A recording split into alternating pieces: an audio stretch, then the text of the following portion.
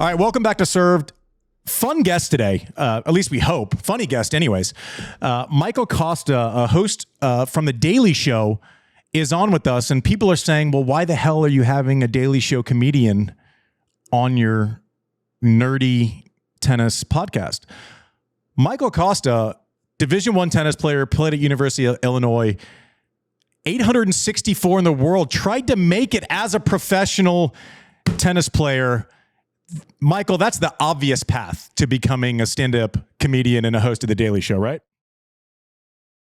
It surprises me even how I got here. Yeah, but I mean, Andy, it is, you're alone. You're trying to solve problems. It hurts a lot when you lose. That's comedy. That's comedy too. That's comedy too. Even when you have a good comedy performance, it's much like tennis, and it's like, well, get ready for the next one. Yeah, we don't have long memories. You always got to survive each time. I'm going to do this early and often. Lucky Loser is the book, March 11th. It comes out, a Tennis Anyone podcast, michaelkosta.com. Thank you. For a comic, you're certainly leaning backwards into the tennis stuff, right? You write there's a full book. You go into matches you played when you were 10 years old in a lot of detail in this book. You talk about how you're a cheater. There are a lot of things. Walk me through what you chose to put in this book and why. Yeah. Thank you, Andy. It sounds like you or somebody actually read some pages, which is a privilege and an honor to hear. I find, and comedy taught me this, that even though hyper-specific experience often resonates to so many people in general ways. And me describing a match I lost, the 10 and unders, where my brother had to come out on the court and hold me as I cried into his shoulders. It's really, also there's a picture of it in the book. And now as a parent, I'm going, that means my parents took a picture of me crying into my brother's arms. I just think people relate to failure, to a path that's unknown to them, and also a lot of why I wrote this book was I wanted to remind myself to how I ended up doing comedy. And so much of it stemmed from my foundation as a tennis player. There are a lot of comedy fans out there. Yeah, I'm laughing at there are a lot of comedy fans out there that are going to pick up this book, and they're going to hear a lot about Kalamazoo and and Western Grips and Craig Tiley.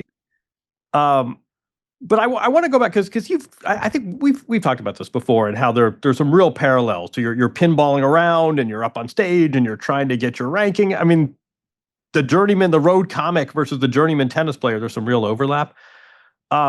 I think Andy made this point too. The difference is that in tennis, there's a scoreboard. How do you sort of cope with comedy where, I don't know, I think someone's funny. I like Roy Wood, but to other people, versus there's a winner and a loser. And no one's arguing that Mira Andreeva won a tournament last weekend. People can argue about whether John Mulaney lived up to the hype or didn't. And this is my biggest frustration with comedy. And, Andy knows how often I yell out my career high world ranking, 864. But it's so beautiful that there's a sport where you know what your number is. I know exactly what my number is. And man, when I first started comedy, I would stand in the back of the Comedy Store in LA and I would hear these guys walk off stage and go, "Oh, I killed. I just crushed that audience." And I go, "Dude, that sucked." Nobody laughed at that. But you can do that in the arts. You can lie. You can, and there's no hiding from that in tennis. Comedy is more susceptible to marketing and promotion. I mean, as all arts are. And that is such a brilliant, beautiful part of sport. The scoreboard is right there. Remember the juniors? Oh, it was a good loss. And it's like, you lost 2-1. How was that? You lost. So, yeah, but those 3 games I won were fucking building blocks. I'll tell you that much right now. Yeah. Michael, talk to me about this because you beat me to my next question, which is basically, you can't lie to tennis. You just can't. You can't fake it to tennis. Doesn't matter what your background is, what advantages you've had. Maybe training was a thing, but once you actually step onto the court, it kind of is what it is. Now, walk me through a little bit of your journey in tennis, because I remember you saying over and over in Asheville, and I started thinking about it and couldn't get out of my head. You were kind of sarcastically, but kind of not, saying 864, he was signing his autographs that day. And mind you, like, he's standing next to, Pagula, Navarro, our hero, Andre Agassi, on that day, writing 864 on it. But also it seemed like there also was a little bit of pride. You said, I made $11,000 in 3 years. And my point to saying all this is, it feels like if you're in the arts, you can point to George Clooney and say, you know what, my big break is just around the corners. It doesn't happen for some people until they're 40. How did you lie to yourself for those 3 years when you were trying to make it? Oh man, it is tough. That's a very hard-hitting question. I knew I had a good serve, so I was like, I think I can kind of get hot and serve my way every once in a while. The problem is, if anybody got the serve back, I was stuck hitting a forehand and a backhand, which weren't my strengths. But yeah, I feel you. I raised money. My father helped me sell shares of my future tennis earnings, which granted wasn't a lot, but I had $176,000 to spend on my tennis. You raised $176,000 for yourself to play tennis? Yeah, exactly. So I was really, really excited about the opportunity to see what number I could get to. Now, granted, it was, a failure, if you want to call it that. But what I do find so often, Andy, is so many people in the tennis actually don't laugh when I tell them my ranking. They go, wow, it's actually pretty good. I've done all this stuff for the Tennis Channel. I loved sitting with Andrei Rublev and Pagula, and I would tell them my ranking. They would kind of go, oh, it's pretty good. It's the non-tennis people that I say my world ranking to, and they laugh. They go, I don't even know they ranked that many. And I always go, well, what was your ranking? So eventually I ran out of money, and eventually what really happened, I talk about it in the book, I saw people that were 5-6 years ahead of me playing futures, playing challengers, and I said, fuck this. I can't be wearing the same faded shirt. I can't be asking Prince for a few more free rackets. It looks miserable. It looks terrible. And I said, I'm out. And that's where, in an odd way, I had all these journals of jokes that I had written while waiting for matches. Or if I'd lost first round of a future, I had 6 days, and I would write jokes as just a way to kind of decompress. And those notebooks first turned into my first comedy set. It's funny because reading through the book, and our tennis journeys weren't in parallel, but there are certain parts I could relate to. One, you named all of your teammates just by first names, and I can name all of their last names immediately. And I have, right. Some people I haven't thought of in a long time. The story, and it probably will be lost on the audience listening a little bit, because a lot of it is familiar, but when you cheated Andres Pedroso, you literally couldn't have cheated a more saintly human being. You admit to just hooking this guy who is now has been a very successful collegiate coach.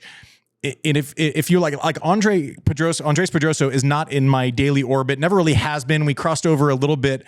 But if you're like, who's one of the top 5 nicest people on earth? I'd be like, oh, well, Andres Pedroso is number 1. And then, it's all kind of relatable. You saying I was I wanted to hit a serve and hope that it didn't come back. I'm like, oh yeah, I get that too.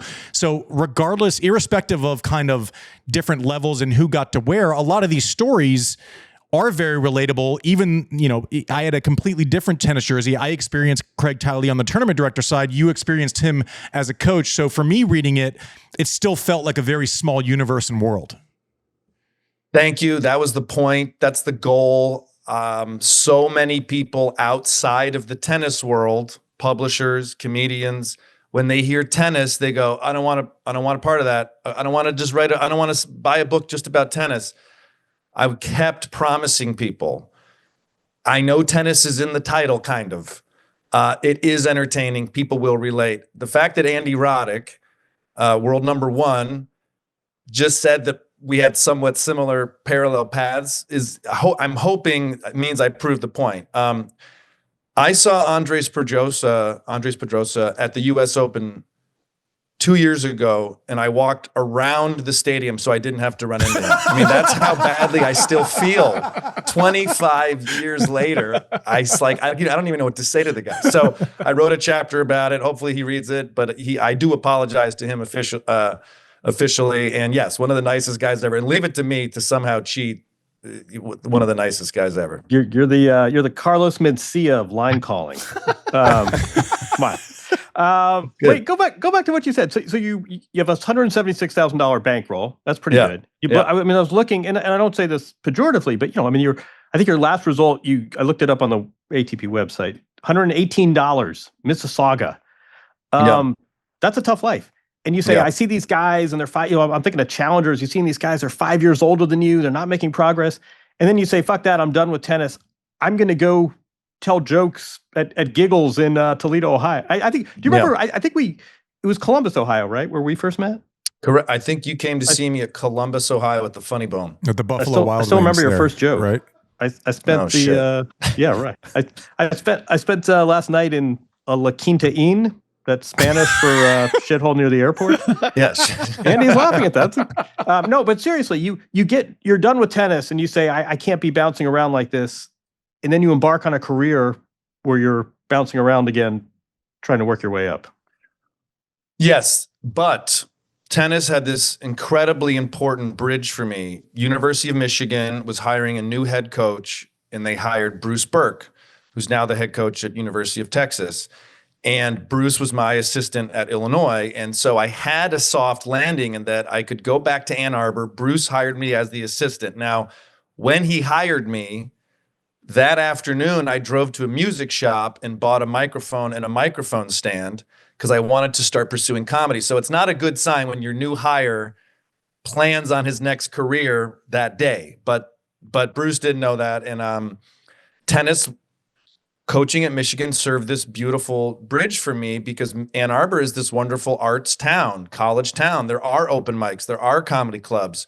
And so I would coach tennis all day, up with the team at 5:30 a.m., doing weights, lessons, practice, and then I would get in the car and I would drive to these stand-up. But John, the bottom line is, man, as soon as I did comedy, the choice was over. It just you get bit with it. It's done. It just consumed me, and it's all I could think of. And so much of that was so beautiful to feel because at that point for me, tennis, which may have been fun and may have been passionate for me at some point, that was gone, man. Nadal always talks about how much he loves the sport, and I just go, is that true? And maybe Andy can answer that, but how do these guys actually love it this long at this level? Because I ran out of love pretty fast. Nadal is, and without getting too sidetracked, but we'll just nerd out on tennis for a little bit. Nadal, for a while, I would sit here and I'd go, he was so beautifully simplistic in the way that he would answer questions, right? So it'd be like 2008 at the French Open. He hasn't lost a set there in like half a decade. And someone would go, well, you play so-and-so first round. What do you think? He's like, and the guy's like, a really good player. He's like 80 in the world, but there's just no chance that it's going to be an hour and 10 minutes. And he's going, well, if someone goes, I just have to play my best, keep my head down. And for so long, I was like, he's so full of shit. Like, there's just no way. He has this unbelievable, now when he says the all-time record, it would have been nice, but it's not something that I think about. He goes, I go out. He goes, very simple. I go out, I prepare, I do my best, and that's where it lies. And I go, I have no idea what you're talking about. Like, I don't understand. I once asked, I got to sit down across from Roger a year after I retired, and I basically made the point that the best athletes of all time up till that point, so you're looking at Jordan, you're looking at Lance Armstrong would throw 1 million people under the bus to keep his secret, right? Like really ruin people's life. Like that's and you said in your book that you had a guarantee that you wouldn't have been caught, you would have done steroids for sure. But Michael Jordan punched a guy in the nose in practice and broke his teammate's nose. And I said, Roger, no one ever says that about you. You're the greatest of all time right now. But he looks at me and with this very simple thing that made me furious, but we were on air, so I couldn't even react to it. He goes, yeah, you know what? People just always tell me that they're like, I hate to lose. He goes, honestly, I just like winning more than I hate losing. I'm like, isn't that fucking great and beautiful and simple for you? Like, to your point, I don't understand it. And everyone was stunned in Andre's book when he opened the book by saying, I hate tennis. Now, it doesn't mean he hates tennis all the time. It means he hates certain memories, certain relationships that caused harm because of tennis. But to your point, it's isolated, right? But now you've gone into something else that is also isolated, but you talk about one like you can't kick it. I love it. And you talk about the other form of isolation, and it seems like there's like a stress mechanism in play. Now, talk us through kind of the differences in both of those. Yeah, I mean, it really comes down to art form versus, sport, in the sense that, man, I entered the comedy world competitive, judgy, like a coach, like a player, and it's taken me 20 years plus of comedy to remove that. Watch the next comic after me, before me. It's okay to laugh at them. It's okay to say, oh, what a great take on that joke. They're not competing with you. You're not in the same tournament and someone wins the trophy. It's like if I'm a violinist and you watch another violin, oh, wow, that's beautiful the way they approach that. So that's been very hard. A lot of undoing I've had to do because of this is an art form, comedy, and sport. It's just, man, you versus them. At the bottom, the end of the day, it's fun taking someone's face that goes like this and then making it go like this. That's literally what I'm trying to do. It's fun for once in our lives at a comedy club, and I do it every night in New York City. People are in the present moment laughing at something. And man, when you're laughing, you're not thinking about tomorrow. You're not thinking about yesterday. It's a beautiful thing. And it's just really fun. It's really fun to do that. Do I wish they paid us more? Do I wish there was a union? Why do I always walking downstairs? Why is it always sticky floors?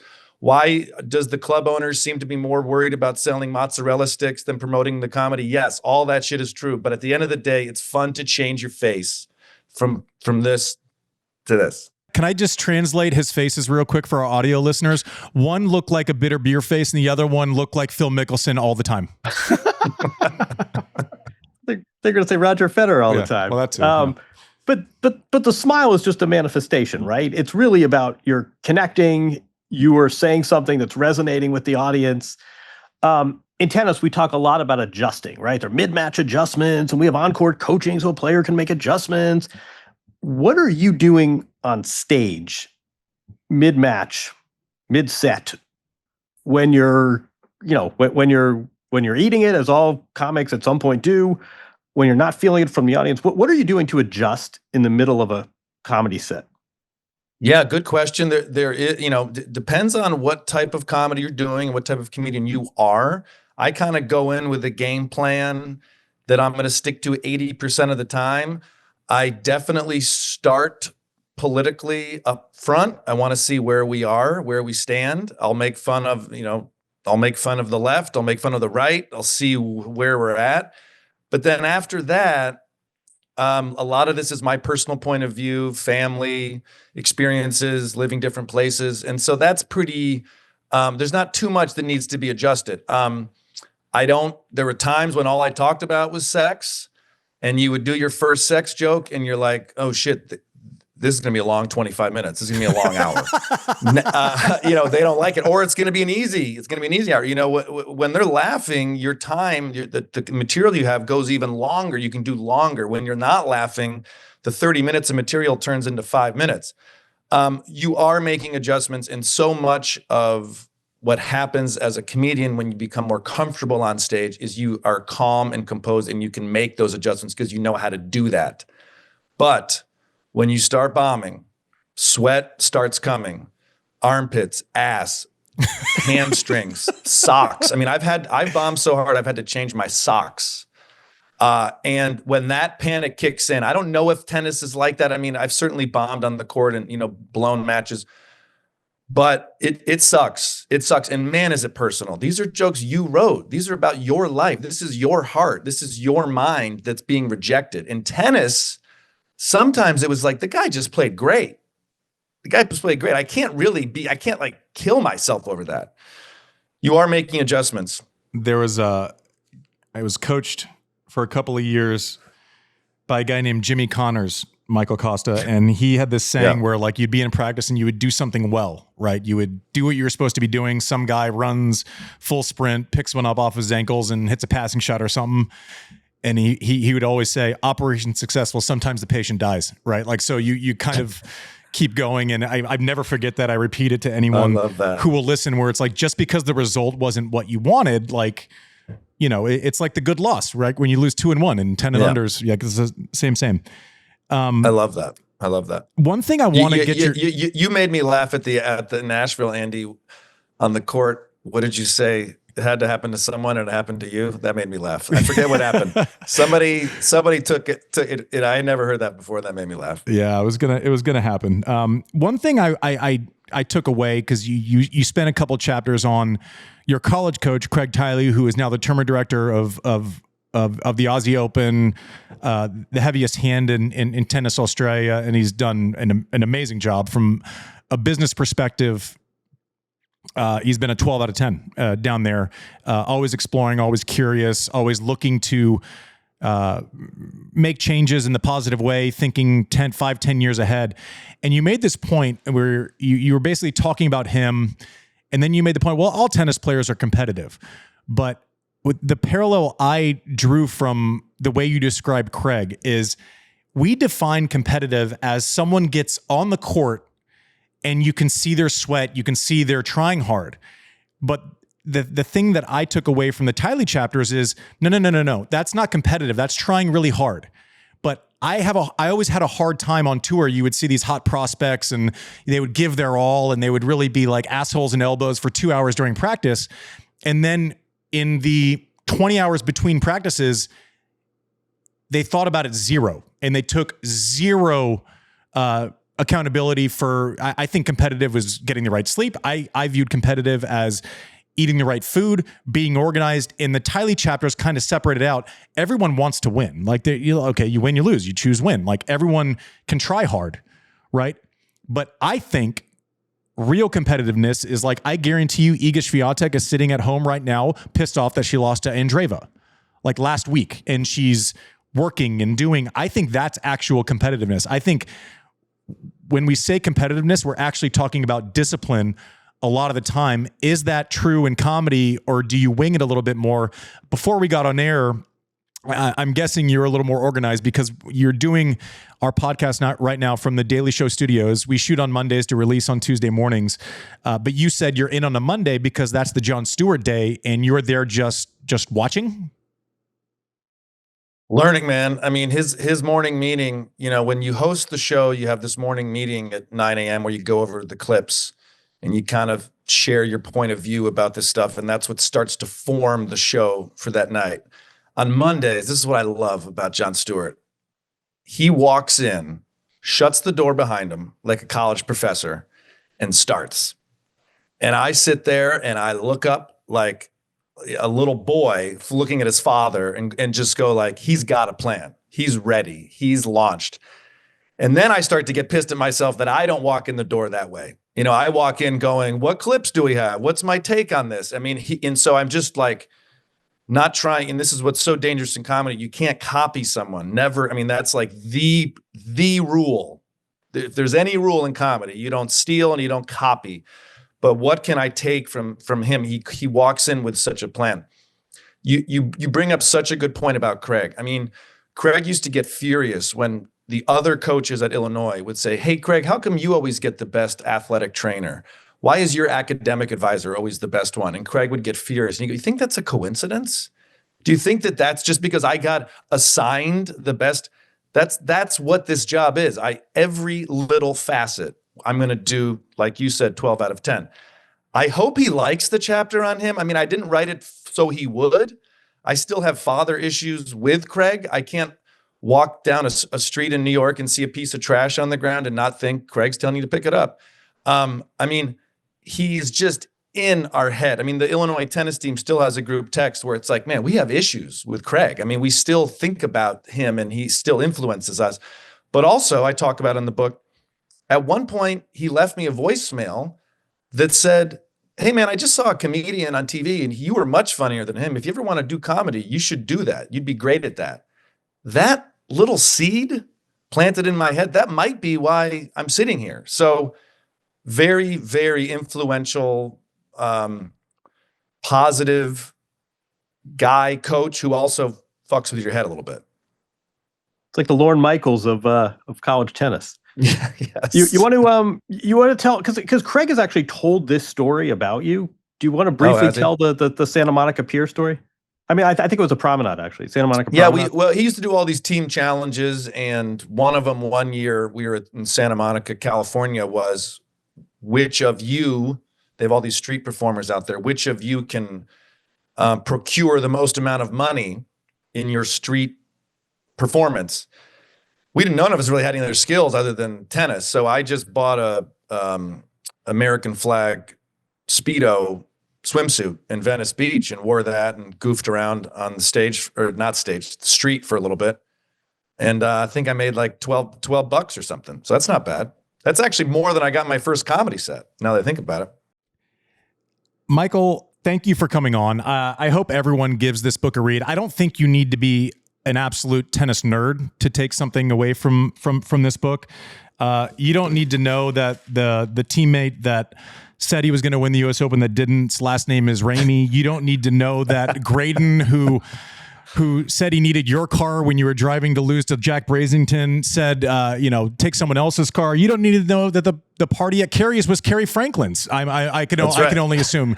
You need to know zero of those details to take something away from this book. I'm fascinated by how you start in one thing and then all of a sudden you become successful in another thing, but all the while kind of not forgetting about the connective tissue that we all share, regardless of what we say or do. Everyone go out and check this book out March 11th. It is called Lucky Loser.